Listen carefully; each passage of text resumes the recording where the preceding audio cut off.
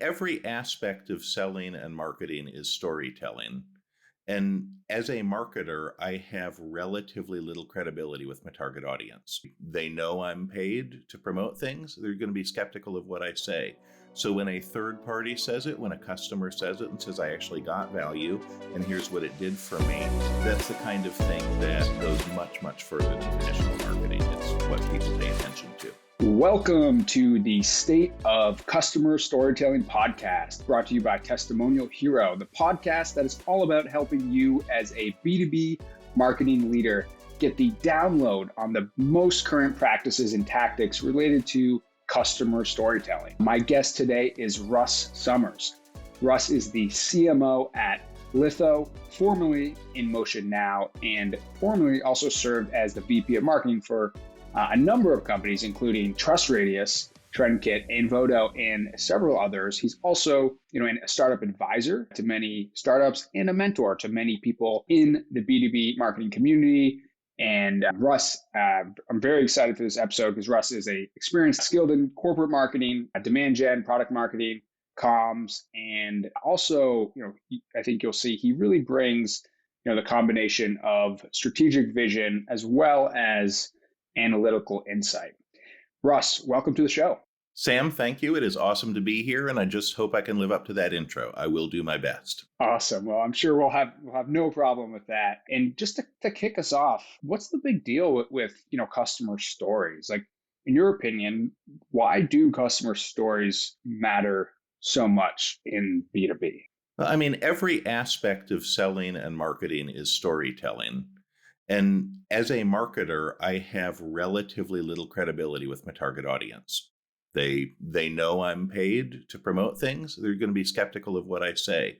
So when a third party says it, when a customer says it and says, I actually got value and here's what it did for me, that's the kind of thing that it goes much, much further than traditional marketing. It's what people pay attention to. So true. And you've been a marketing leader for quite some time now, including at TrustRadius, one of the companies, in my opinion, at the forefront of customer storytelling. I'm curious, what have you seen and how have you seen kind of customer stories evolve or sort of change over your career? Well, some of my earliest marketing roles were in product marketing. And so customer stories often rolled up to product marketing. It was, hey, we need a customer story about this type of client. Can you go get one? Which I loved because you learn your customers, you learn your product, you learn your market by doing that. But back in the day, it was very curated. It was, let me get a customer story, let me polish it, let me run it through legal a dozen times. And what you're going to get is this very perfect little jewel. But it's also kind of like a little bit like an overproduced movie or something where you go, I don't believe it was that easy for Frodo and Sam to get up the side of Mount Doom. I think there had to be a heck of a lot more grit and mud and tough stuff along the way. And what the evolution is, people are embracing that authenticity, stepping away from, I want a perfectly curated case study and into, I want to know what actual users say, both the good stuff and the bad stuff.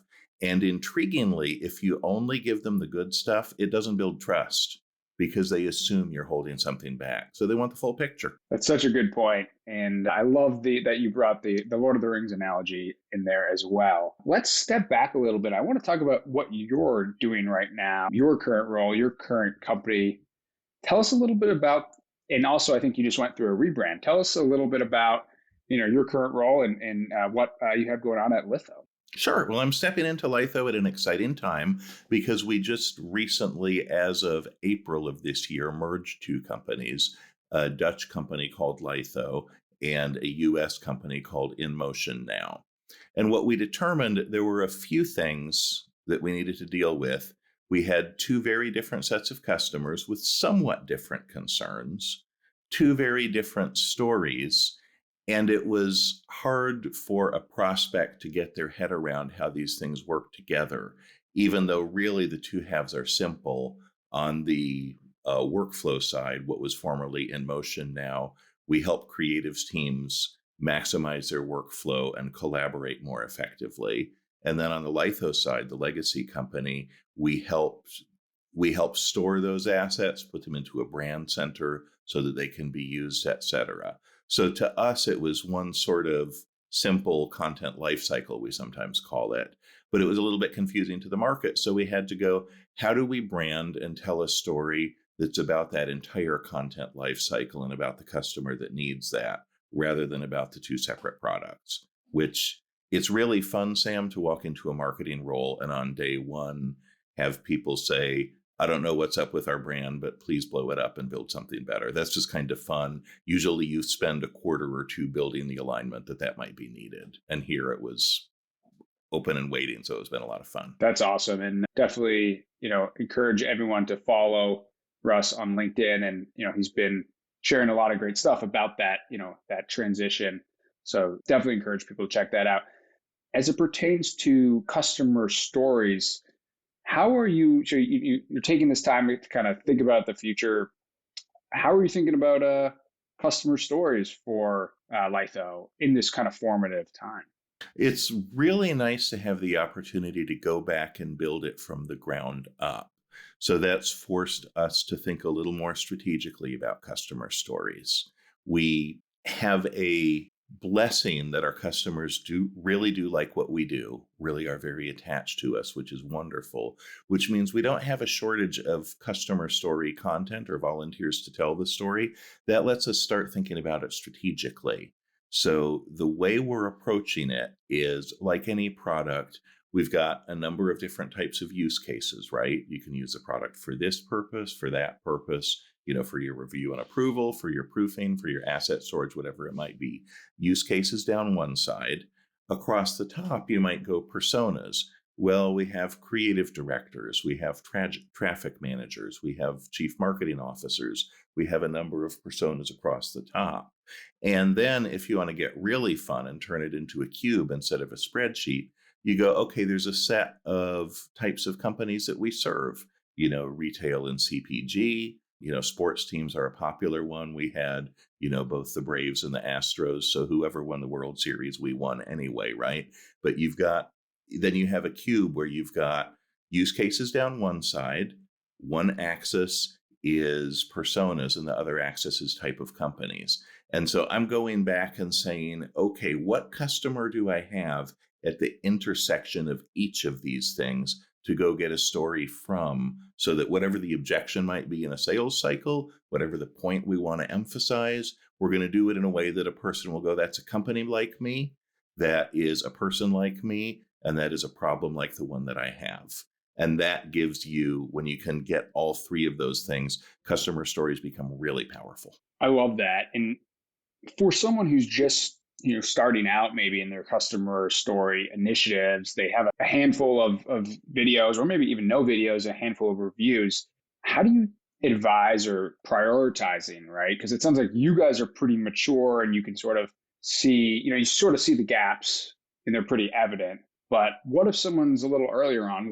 Any sort of tips or guidance that you would give them in the kind of early part of the journey to kind of like figure out, okay, where should I prioritize my limited time, energy, and resources for customer stories?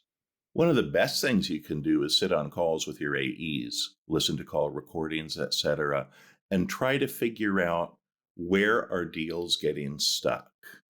And if you can identify those points, that tells you what your customer story content needs to be about. Because I get it. People think this is going to be a big thing and we won't be there to help them through the implementation, for example. We've all had, unfortunately, the experience of buying software that was super hard to implement and the implementation team wasn't great or whatever. So cool. I know now that I'm hearing on those calls that people are worried about that.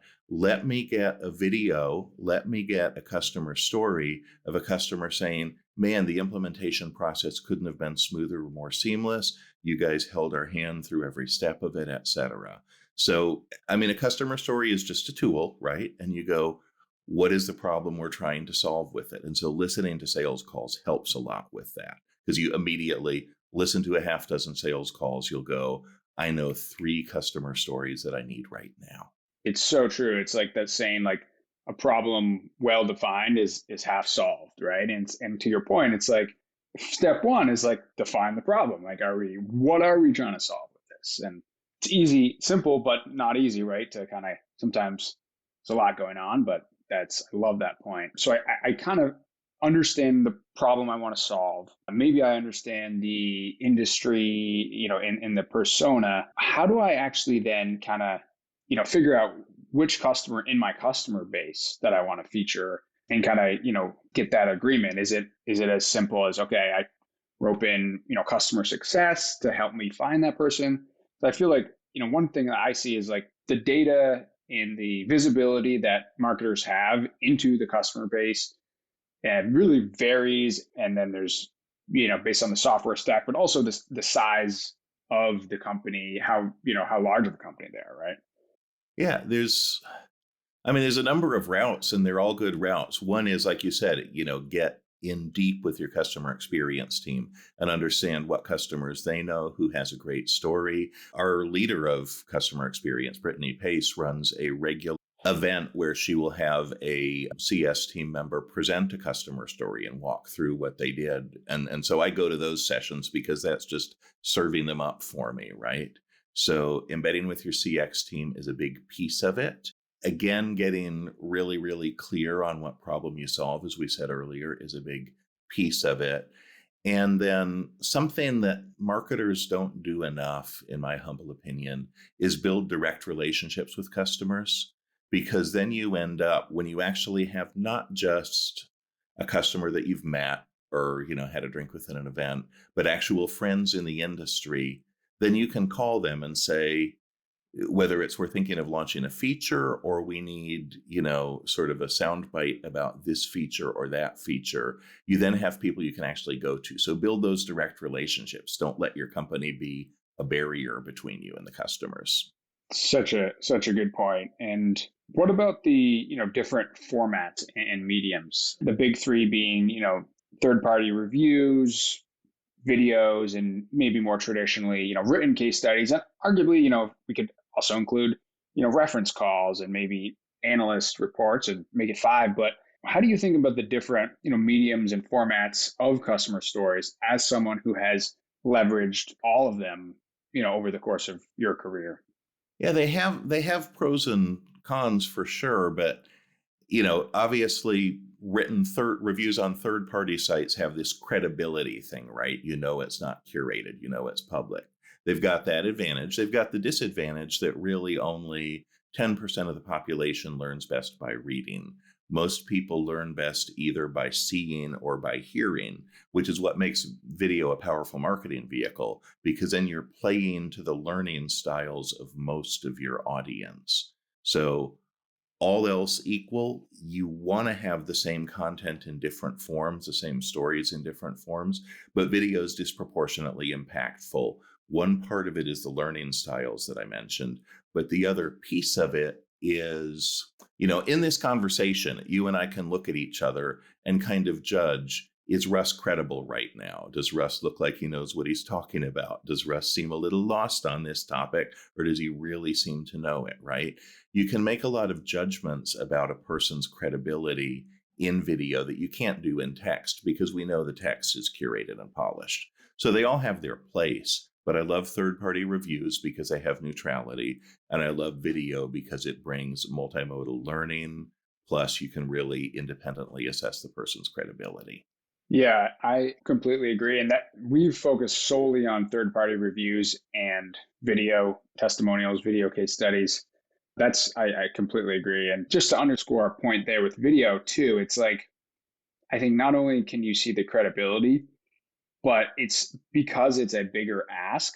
You sort of, there's an implicitly more social proof with that in many cases, right? Because it's like, it's a lot easier to just hammer out a review or, give a pull quote for a site, or a slide. But like if someone goes on video, like, and was willing to commit to that, like they're really like an advocate. Like it's just, there's sort of that relationship, I think, of like, they clearly, are committed as well.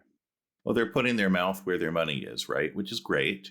And no, yeah, I just couldn't agree with you more. It makes absolute perfect sense, because then they are truly invested. Now, I will say that I think there's generational things as well. in that the more you get into Gen Zs and, the younger millennials, the more they grew up on camera, they're totally good with it. It's actually easier. And so there's something to be said for that as well, is it actually makes your intake process easier rather than shooting a document back and forth a few hundred times as people edit, revise, finesse, etc. With video, you capture it, you got it. It's that easy.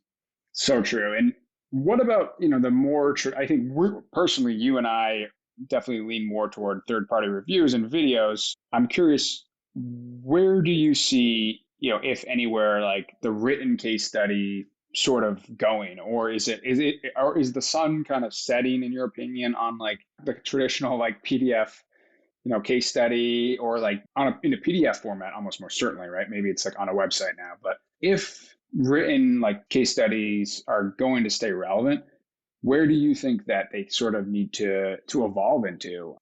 That's a really good question. I mean, off the top of my head, I think the evolution is it becomes clearer that it's a marketing piece, that, a third party review is neutral.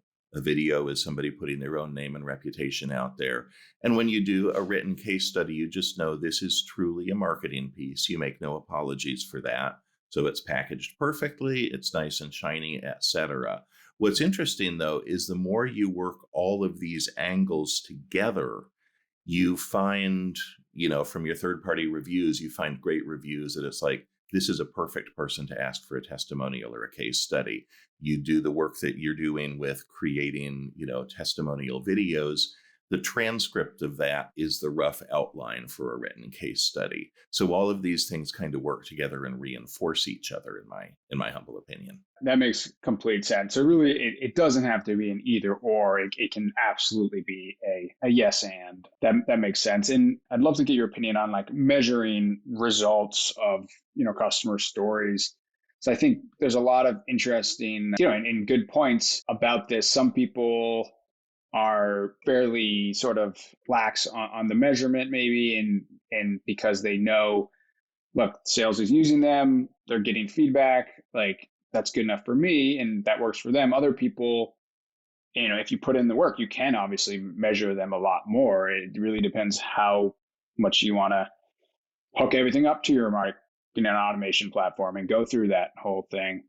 Where do you kind of fall around like just like the philosophy of measurement on customer stories, and how do you, I guess, achieve that?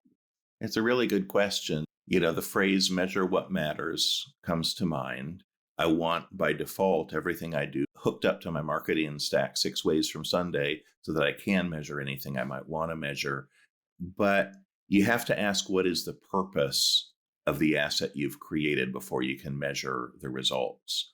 So, is it primarily down funnel impact? Okay, I'm going to measure usage by the sales team. How often do they actually go to the DAM, pull this asset, and use it in a sales pitch?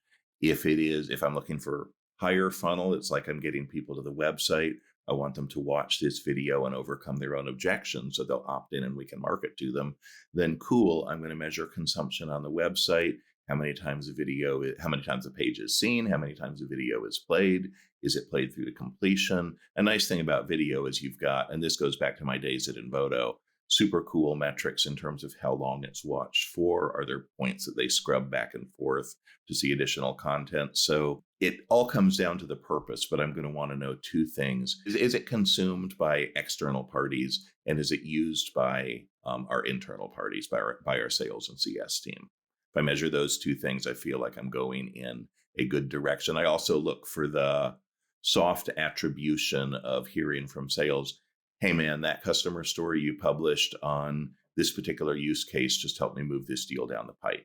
Can't really quantify that as well, but I love to hear it because it helps me know, do people find them useful? It's so true. And I agree. I think it's a balance of like common sense and measuring what matters, to your point, right? And I guess starting with the right strategy, right? Coming back to, one of your first points, it's like the better you nail down the strategy to begin with, obviously the results are the results you're looking for are going to be there. So it pays to figure out the strategy first, because that's ultimately what's going to drive, I think, a large part of the results. Another or challenge that people run into is actually kind of getting customers to sort of to agree. So like if I'm a marketer, a B2B marketer, marketing leader, listen to this, I'm like, great, I understand. Like I need to build up this matrix, this cube, map my personas, map my verticals, map my products, do a gap analysis, figure out what I need to prioritize. But when I actually make that ask,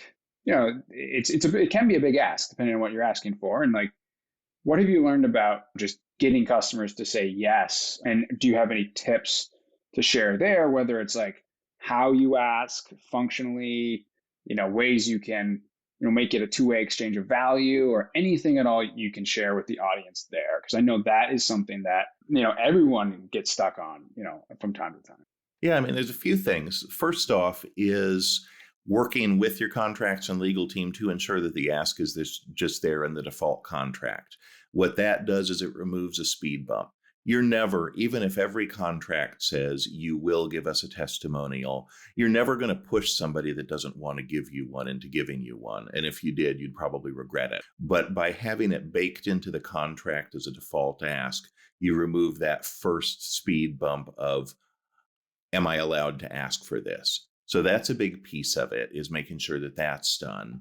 I liked what you said, Sam, about two-way exchange of value, and different people value different things. So trying to figure out what they're going to value and pay back that value. Some people love to speak on a webinar or in a video and just go, this is super cool. You're promoting me. You're building my personal brand.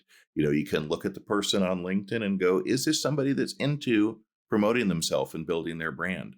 Cool. That lets me know how to make the ask, because I'm going to make it in the context of, we're going to do this in a way that's going to help you.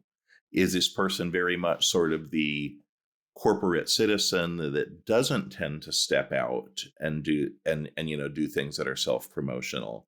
Then you have to ask, what do they get out of it? And maybe you just need to have that conversation with them about their career goals, what matters to them, and try to position what you're doing as a way to get them there. So there's sort of no substitute for knowing the person and working to figure out their motivations. So the ask is one that benefits both.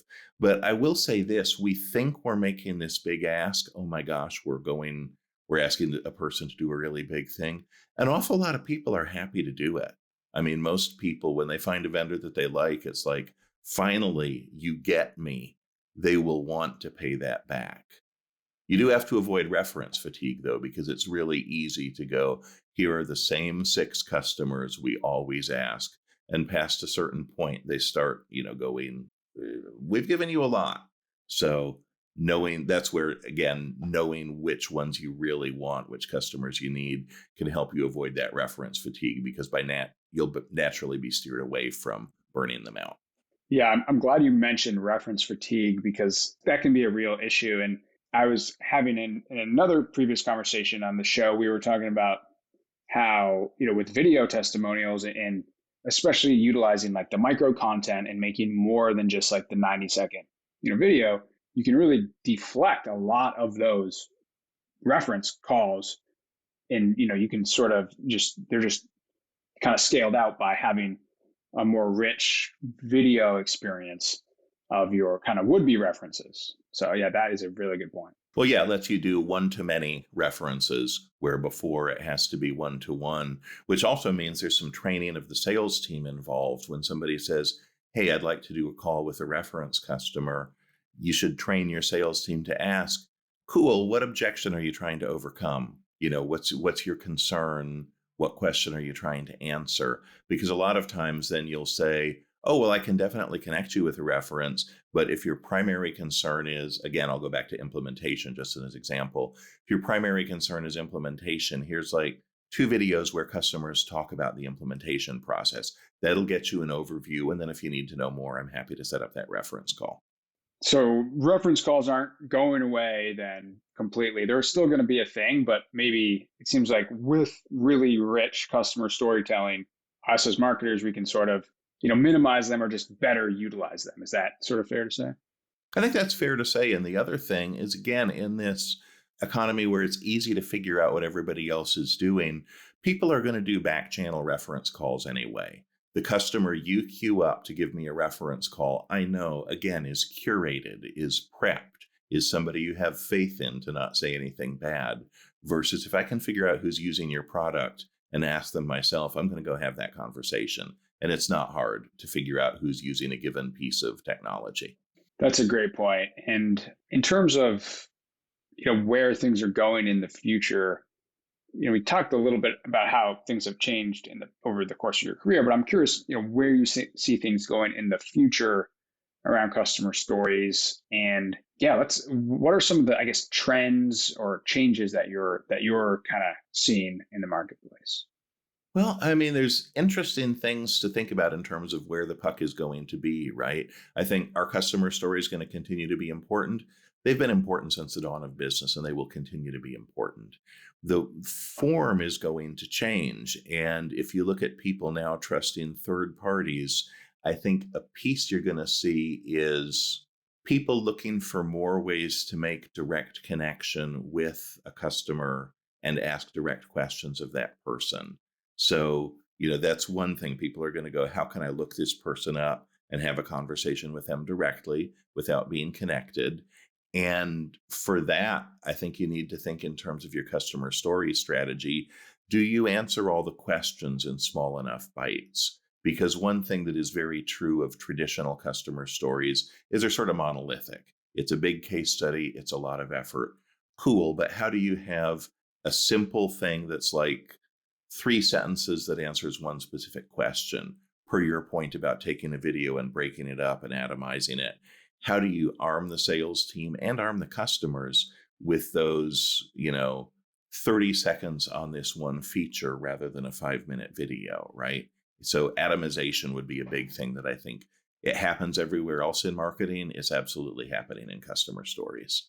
It's so true. And I think, with that atomization also kind of comes like this full, maybe more focus on the full funnel approach. Whereas to me, I feel like even, a couple of years ago, customer stories were almost this thing where it's like, okay, like, they're pretty close to the deal. Like, and then we hit them with all the customer stories and like that case study to kind of push them over the line.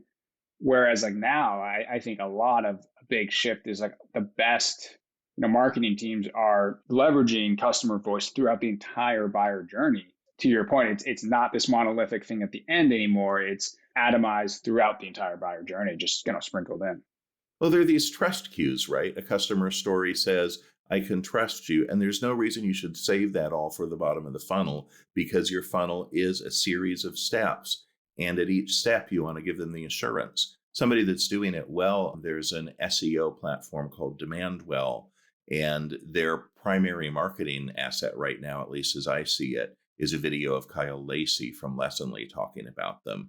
And they're not using that just in sales cycles. That is absolutely a big part of their top of funnel marketing. When you see their ads, they're using that to build credibility. Because again, what I say about myself as a marketer, no one cares. What a customer says, that matters. So I think you'll see a lot more of that full funnel. And that feeds the atomization as well, because you don't have the attention span at the top of the funnel for, an hour-long session or what have, but you certainly have 30 seconds to answer a key question. So true. And Russ, any tips for marketing leaders who they like what they're hearing and they're like, okay, I want to make up for lost time, right? Like I want to get started. I want to catch up on my customer story programs. Any tips or advice to help them kind of get started? I mean, you've got to start somewhere. So the key is just to start, right?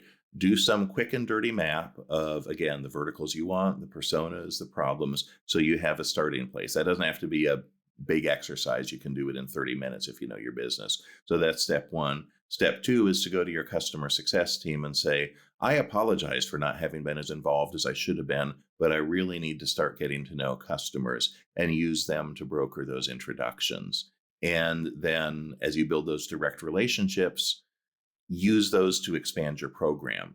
Identify you've got a customer that did a killer testimonial, killer customer story. Awesome. Who are other customers like that?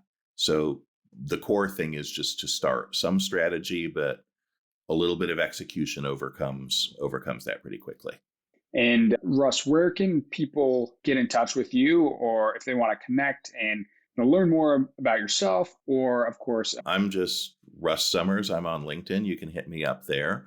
Lytho, Lytho.com. Hop there and you can get all the information on our offerings. If you've got creative teams, marketing teams dealing with complex things, we have a lot of resources there that can help you out. Awesome. Russ, this has been just an absolute fantastic episode. Very excited to get this out there. Thanks for hopping on. Sam, I've really enjoyed it. Thank you so much.